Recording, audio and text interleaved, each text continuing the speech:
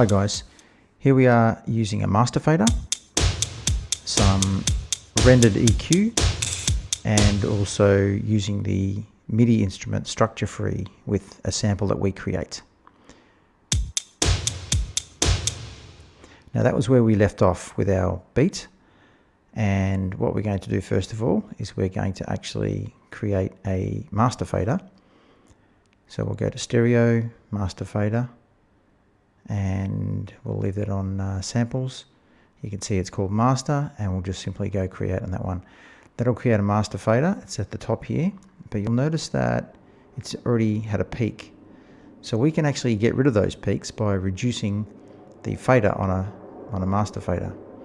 So I've gone command plus equals here, and I can now adjust my master fader, which turns down the volume a bit.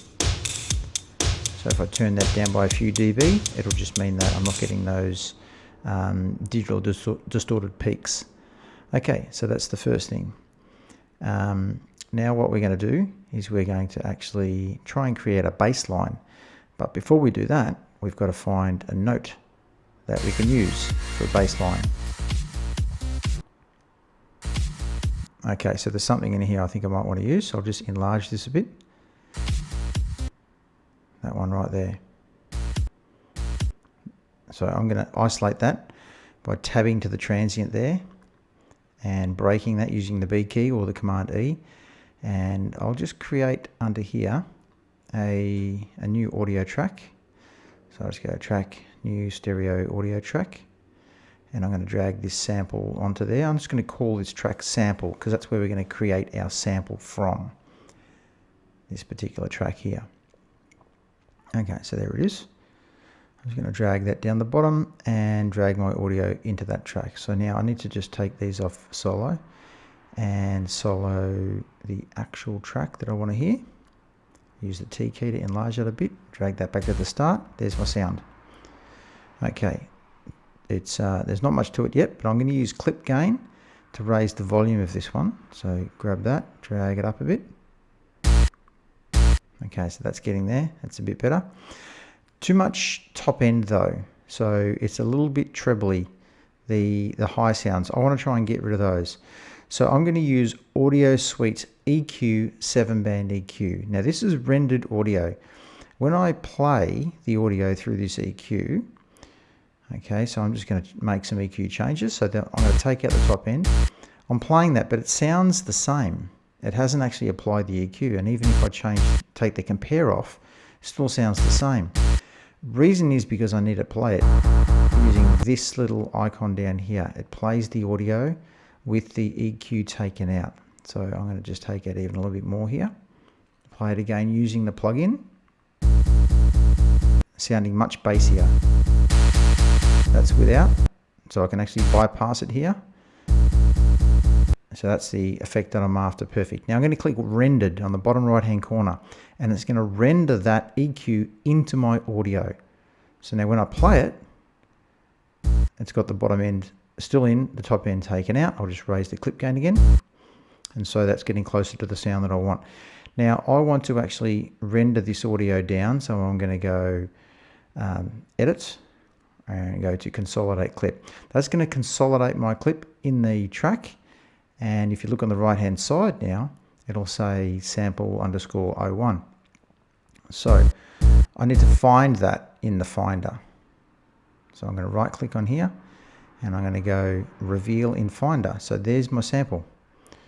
You can't hear that, but it does play. Now I'm going to just leave that hovering on the screen, and I'm going to actually right click on this one. And I'm going to go to make inactive. So it'll make that go grey. It's not going to play now. And I can actually click the little dot there to get rid of it. It's still there. It'll still be in my track, but it's just not going to play because it's inactive. So I might use that later, so I'll keep that for later on.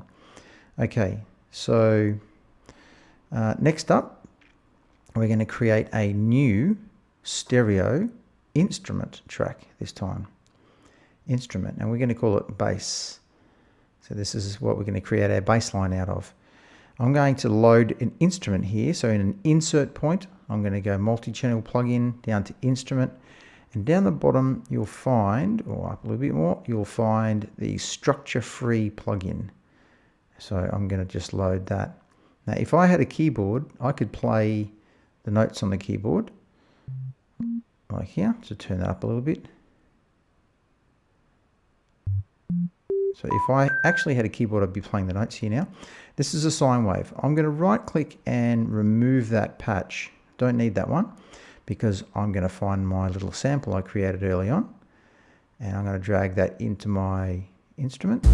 And if I click the C3, that's the note, the original note from that particular sound that we included in there. Okay, so now I need to write some MIDI notes. So MIDI is not like audio. MIDI is going to trigger the sounds. So I need to go to my pencil tool, click once on here, and it's going to change the view of my track to notes view, as opposed to what it was clips view. All right, so I need the notes view. So at this point, I can draw a note in. There it is. So I've drawn that note. Now I can edit that like I can edit any audio by dragging that out and making it longer if I wanted to. Okay, so I'm just going to leave that about that length there. And I'll put another little note there.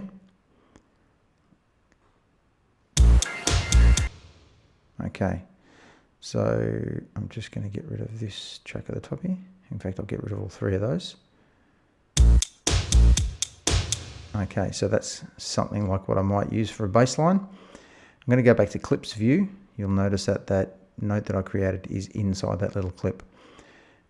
Using my smart tool now, I can select Command D, which will duplicate that. Okay, that's getting there. Let's duplicate that maybe a couple more times. Maybe one more. And let's actually change the pitch of this last note.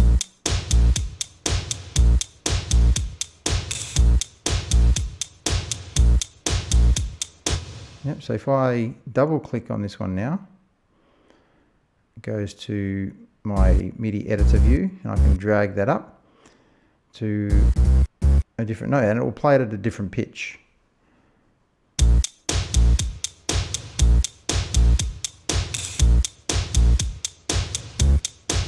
Okay, I might just actually take that up another tone. There we go, that will actually sound better. Okay, so there I have it. Now I can duplicate that section, and I can also click the Shift key and select the next few tracks as well and duplicate the whole section. So I'll go Command D here, duplicate that whole section.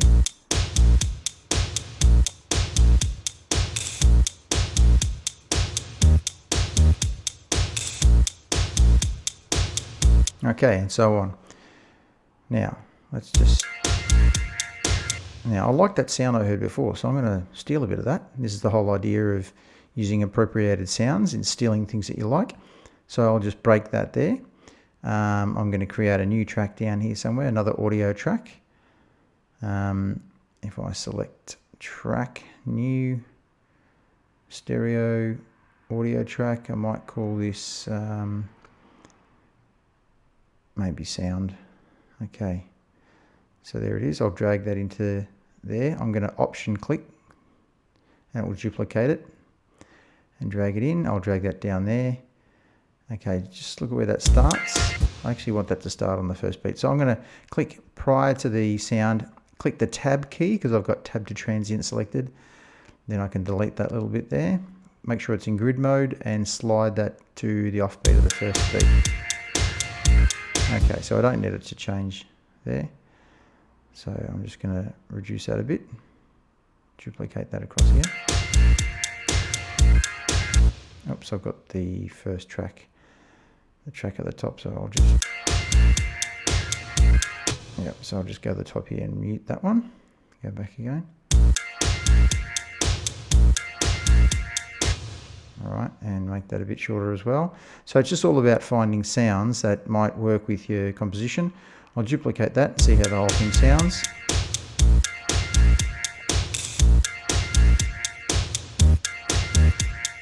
Okay, I'll just reduce the volume a bit, and also the pitch of that last one just clashes a bit with the bass note, so I might get rid of those two. I'll just have the first two. So there it is for the moment.